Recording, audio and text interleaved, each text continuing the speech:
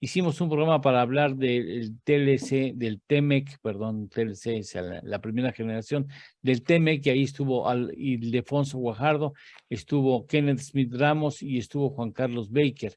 Y entre otras cosas, hacen referencia al incumplimiento de México. A lo mejor no lo citan específicamente, pero hablan de lo peligroso que será el incumplimiento de alguna de las partes en lo comprometido dentro del TEMEC. Vamos primero con Ildefonso Guajardo antes de ir a una pausa. Te decía que sobre tu misma pregunta, en términos del momento TEMEC y lo que se enfrenta después del TEMEC, yo te diría que de alguna manera, pues parecería que este diseño nos ayudó a anticiparnos en el tiempo. ¿Por qué?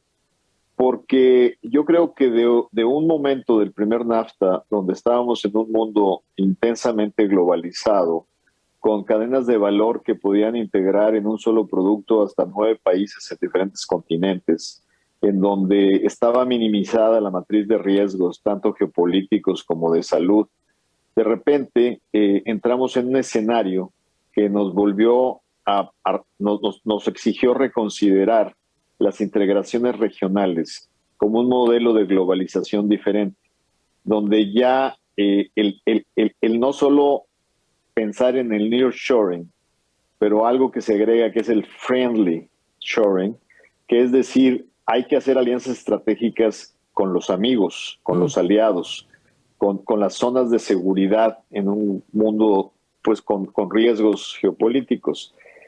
Y eso me lleva a una reflexión. El país está sin duda, y es reconocido en muchas mañaneras, apostándole a esta integración en América del Norte.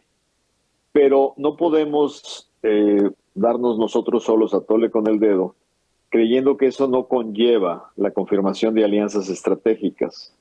O sea, no podemos pedirle a la vaca que nos dé leche cuando estamos boicoteando a la vaca en sus intentos de cumbres hemisféricas y cuando nuestros socios, Canadá y Estados Unidos, se suman a un boicot contra la invasión de Rusia a Ucrania. Si bien tomamos la decisión correcta en el Consejo de Seguridad, pero no nos sumamos al boicot contra Rusia.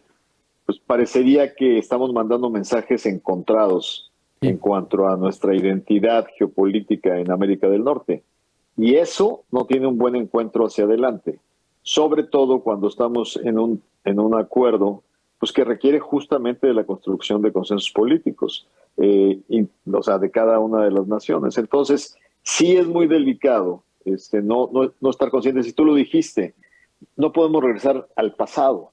O sea, yo entiendo que en la Guerra Fría México jugaba con el apalancamiento de su acercamiento con Cuba como un contrapeso con los norteamericanos, pero la política exterior de los 70 no se explica en un mundo con una dinámica tan distinta como el que tenemos hoy, y en donde claramente México puede tomar ventaja del conflicto comercial con China y de atraer esas inversiones, porque el tratado nos ayuda con una mayor exigencia de proveeduría. Al mismo tiempo, el enfrentamiento comercial nos ayuda, pero ahí también lo que nos ayuda es la escasez de mano de obra en Estados Unidos para el sector manufacturero. Yo tengo muchos amigos con plantas en Estados Unidos que no hayan cómo llenar las solicitudes de puestos de empleo si no es por trabajadores migratorios mexicanos. Entonces, es un mundo que podemos aprovechar y que debemos de aprovechar, pero que lamentablemente no estamos haciendo la tarea necesaria para aprovechar.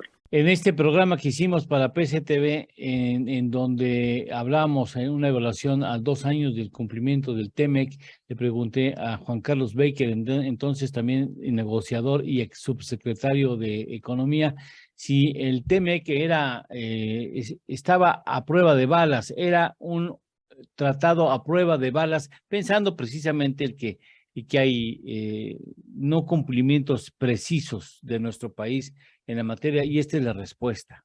Te respondo tu pregunta, pero nada más para expresarte mi visión. No, el TEMEC no es a prueba de balas. O sea, creo que el TEMEC es una avenida que nos ha permitido en años de pandemia, de crisis económica, de incertidumbre mundial, incluso de situaciones muy lamentables de un conflicto bélico, es como una avenida que nos ha permitido de alguna manera circular por encima de muchas de esas circunstancias, ¿sí? Pero no, el TEMEC definitivamente no es a prueba de balas. Y de ahí brinco a la pregunta que tú me acabas de hacer. Por ahí, hace un par de días, con motivo de la visita del presidente López Obrador a Washington, escribí en un blog de México Cómo Vamos, una organización que se dedica a analizar estos temas. Y yo un poco adelantándome a lo que iba a suceder, lo que escribí ahí es que los tres países tienen en sus manos la mejor herramienta para promover el comercio, la inversión, la certidumbre, incluso valores que pasan por derechos laborales, ambientales, etcétera. Y ese instrumento es el TEMEC. Entonces, yo no creo que se trate de cambiarse de chip, porque yo creo que un compromiso internacional de esa categoría se tiene que cumplir. O sea, es lo que está empeñándose es la palabra y es la imagen de nuestro país. Claro. Entonces, sí, claro, se tiene que cumplir. Y si eso implica dejar de voltear al pasado y empezar a ver al futuro siglo XXI, y a eso le queremos llamar cambiar de chip o cualquier otra cosa, sí, por supuesto que eso es lo que se necesita. Pero para mí es bien sencillo, cumplamos con el tratado. O sea, a partir de eso podemos hablar de muchas otras cosas y de construir por encima de lo que ya tenemos. Pero lo que no se vale es tratar de tener ambas cosas. No se vale tratar de tener la certeza para los negocios, la inversión, el acceso libre a nuestros mercados y selectivamente querer cumplir en lo que nos parezca y en lo que no nos parezca no cumplir. Yo creo que es la peor combinación. Y este es sobre el tema, la respuesta de Kenneth Smith. Mira, yo te diría que en efecto, la entrada en vigor del TEMEC se dio durante un periodo muy difícil para nuestro país. Es decir, estamos en medio de esta pandemia que había paralizado el aparato productivo, no solo en México, sino en muchas regiones del mundo. Entonces fue difícil durante los primeros 6 meses de vida del TEMEC de ver un impacto real en la economía y en el comercio porque estamos en medio de esta tormenta. Es muy interesante, sin embargo, que a partir del 2021, cuando empieza a crecer la economía estadounidense, le inyectan fondos a través de su Congreso para restabilizar la economía y en este sentido empieza a jalar hacia arriba la demanda de productos mexicanos, sucede algo muy interesante. México se consolida en 2021 como principal socio comercial de Estados Unidos y logramos cifras comerciales para el cierre del año que son muy robustas. Es decir, hoy en día tenemos casi 700 mil millones de dólares de comercio con Estados Unidos. Muchas veces ignoramos la relación con Canadá, es enorme, ha crecido casi 10 veces el comercio desde el inicio del Telecán hasta hoy en día. Tenemos casi 45 mil millones de dólares de comercio.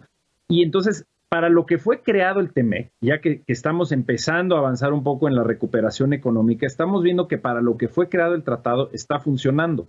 Porque los flujos comerciales crecen. El sector agro entre México y Estados Unidos, el sector agrícola, en medio de esta pandemia creció 25% el comercio.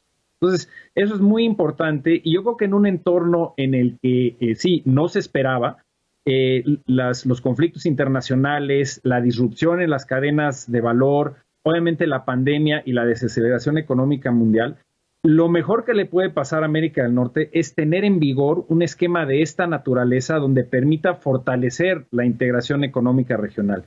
Ya decía el diputado Guajardo de manera muy atinada que, digamos, el niño está creciendo, está funcionando, pero debemos en este momento justamente de crisis internacional no caer en la tendencia proteccionista, sino meter el acelerador en la integración económica de la región. Y esto no es fácil porque políticamente hay muchas presiones, no solo en México, sino en Estados Unidos. Lo estamos viendo con todo este impulso del nacionalismo económico, el Buy American, Canadá, las disputas comerciales en el sector agrícola con Estados Unidos.